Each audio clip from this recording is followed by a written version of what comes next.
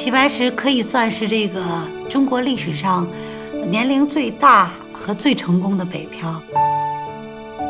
他到北京来的时候已经是58岁了，孤身一人从湖南来到首都，所以从最开始的困顿，最后成为一个艺术大家。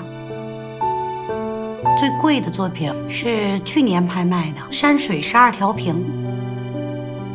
拍了1.8个多亿美金呢，是中国拍卖史上第一张进入以1亿美元计的作品。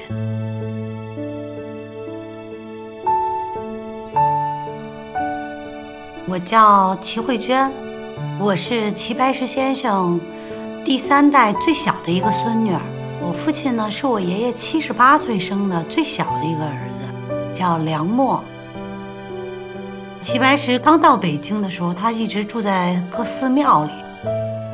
劈柴胡同是我爷爷到北京最后晚年所居住的地方，是很温馨的一个小四合院。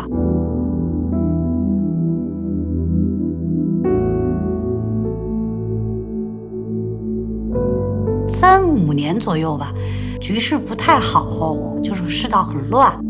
他自己在他的大北屋前边用那个细的铁棍焊了一扇墙一样的这个铁栅栏门，可以算是中国最早的防盗门了。我父亲也是在那里出生的，他一直就带着我父亲在身边。父亲呢很淘气，逮到漂亮的小玩意儿什么都会拿来给他看。我爷爷画和平鸽，我爷爷父亲就养了10多只鸽子，让他做这个画画的素材。我父亲大概7、8岁，我爷爷已经是誉满全球了。很多艺术界的朋友，政界的名人呢，周恩来先生、朱德呀，梅兰芳先生、吴祖光先生、徐悲鸿先生、老舍先生、辛凤霞先生，大家都会慕名而来。我爷爷呢，是一个很帅的人。1.8米的个儿，非常高。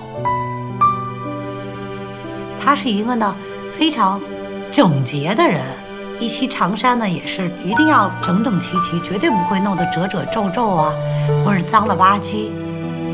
到他90多岁，始终说他的那个白衬衫都是一定要洗得白白的。他一直就是几10年乡音不改，到老了他的说话声音也是毛主席那个腔调。说有一个爷爷是个抠门的爷爷，说是个笑话。实际上他每天吃饭呢都是定量，4两米啊，或者一点点面条啊。他最爱吃的饮食呢就是湖南菜，湘潭辣椒、腊肉啊，湖南的小鱼嫩子呀，就这些。印象里的齐白石永远是那坐在花案前认认真真的老人。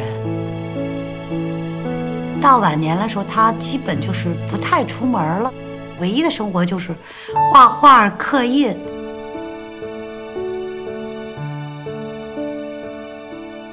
1922年的时候，是在琉璃厂挂单卖画，别人可能卖4个银元，他只能卖2个银元一张，操着一口湖南腔，不太会说京腔的人，他也不太会朋友交际，不太受到大家认可。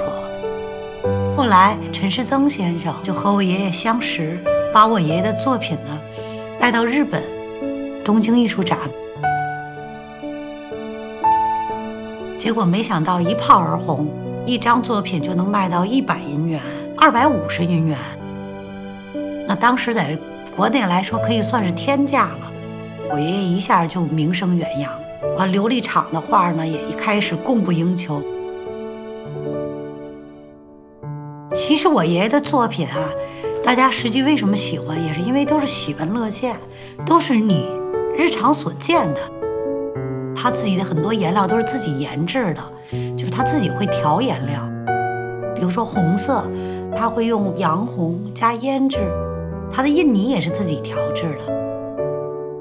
大家有一个误传，说这齐白石58岁才开始学画，然后就一举成名，没有读过书，没有受过正规教育。实际我爷27岁就开始正式学画，说每天啊临画，在松油火把下临完了之后他就累了，脸也没洗就睡了。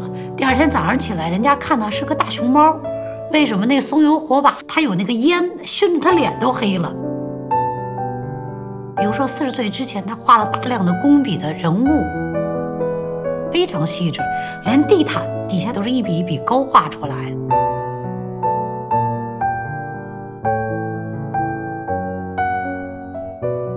40岁时候五出五归，大概走了8年，南北差异、南北风貌，他慢慢把他的小写意风格开始向大写意转化。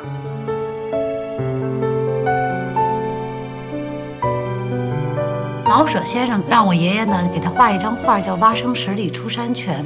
十里怎么表现？蛙声怎么表现？你不能画一堆蛤蟆张着嘴巴，又不能落于俗套。所以我爷爷呢经过几天考虑，他呢没有画青蛙，他呢就是画一大堆石头，几只小蝌蚪从里面呢山泉里面呢顺流而下。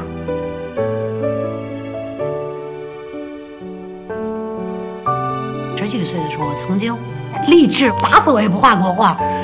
齐白石这个光环对于我来说是个压力。兜兜转转之后，我又回到了中国画。我开始意识到，齐白石不是光我们齐家的，而是中国传统文化艺术。我就觉得我很荣幸，我站在一个巨人的肩膀之上，非常感谢我的爷爷。